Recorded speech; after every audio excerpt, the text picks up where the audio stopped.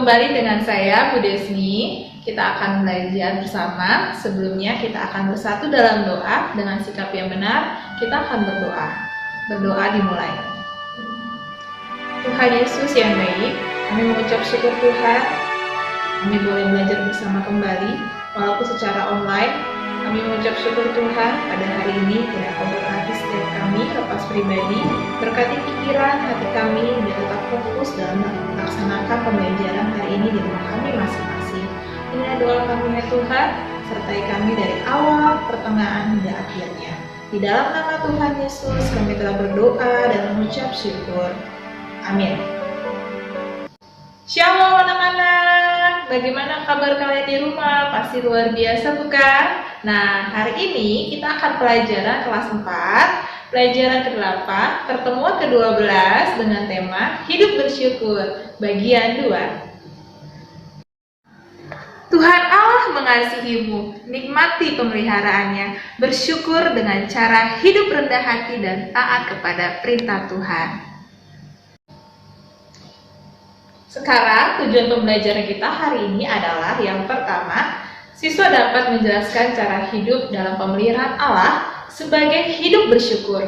Yang kedua, siswa dapat menyebutkan contoh tokoh Alkitab dalam melakukan hidup bersyukur.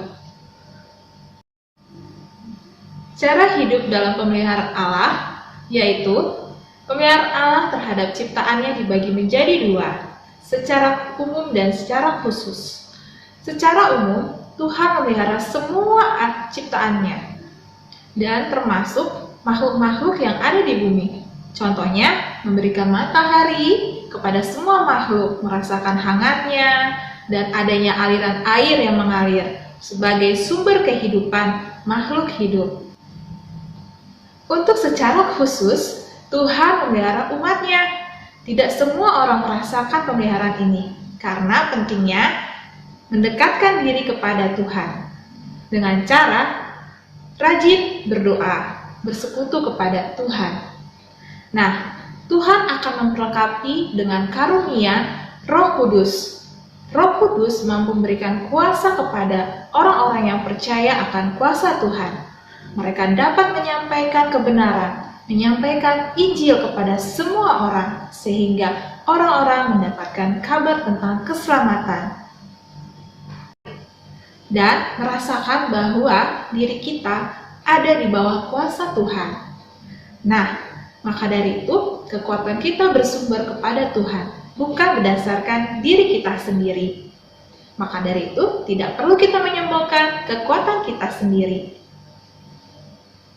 Selanjutnya adalah hidup taat kepada Tuhan. Taat berarti tunduk, patuh kepada perintah Tuhan. Apa yang Tuhan tentukan, itu menjadi dasar kehidupan kita. Meskipun ada bahaya di depan kita, kita tetap menjalankan ketetapan yang Tuhan berikan kepada kita. Sehingga Tuhan memperlengkapi kehidupan anak-anaknya. Seperti contoh Yesus. Yesus memberikan contoh ketaatannya. Ia merendahkan dirinya dengan rela disalibkan di kayu salib menggantikan kita yang harusnya disalibkan di atas kayu salib, yaitu sebagai hukuman kekal. Sekarang kita belajar dari tokoh Alkitab. Tokoh Alkitab yang hidup bersyukur atas pemeliharaan Allah. Yang pertama kita ambil tokoh Musa dari kitab Keluaran Pasal 14 ayat 31. Musa dengan rendah diri akan terkebatasannya dipilih Allah untuk memimpin bangsa Israel keluar dari tanah Mesir. Musa taat terhadap perintah Allah. Dengan ketaatannya, hasilnya bangsa Israel dapat menyeberang dengan selamat dari kejaran Firaun. Lalu ada tokoh yang kedua, yaitu Daniel. Daniel terancam kehidupannya karena ia beribadah kepada Tuhan.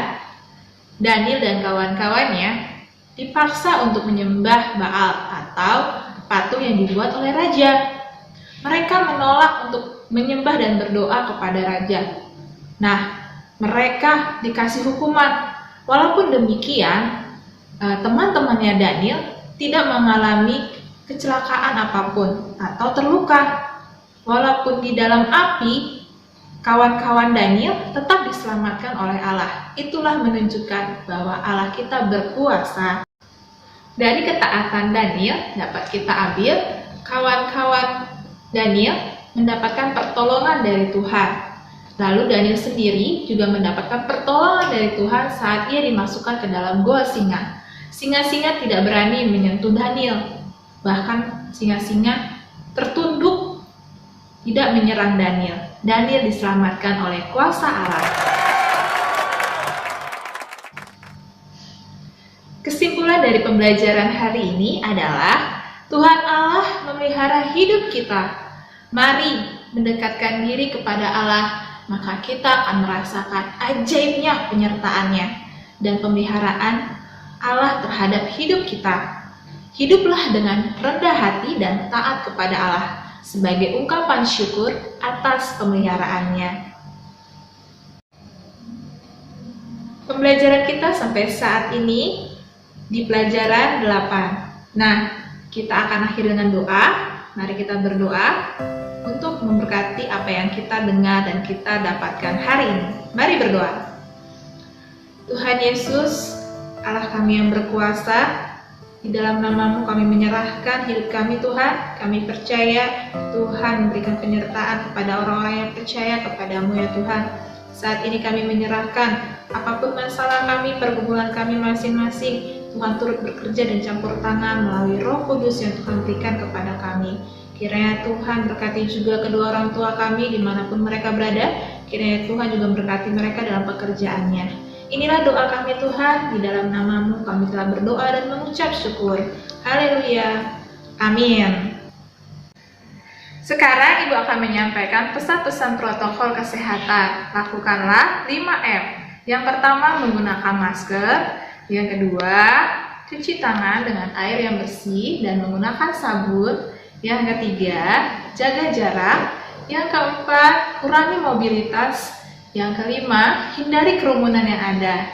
Tetap semangat belajar dari rumah walaupun sudah setahun. Tuhan Yesus memberkati. Sampai jumpa.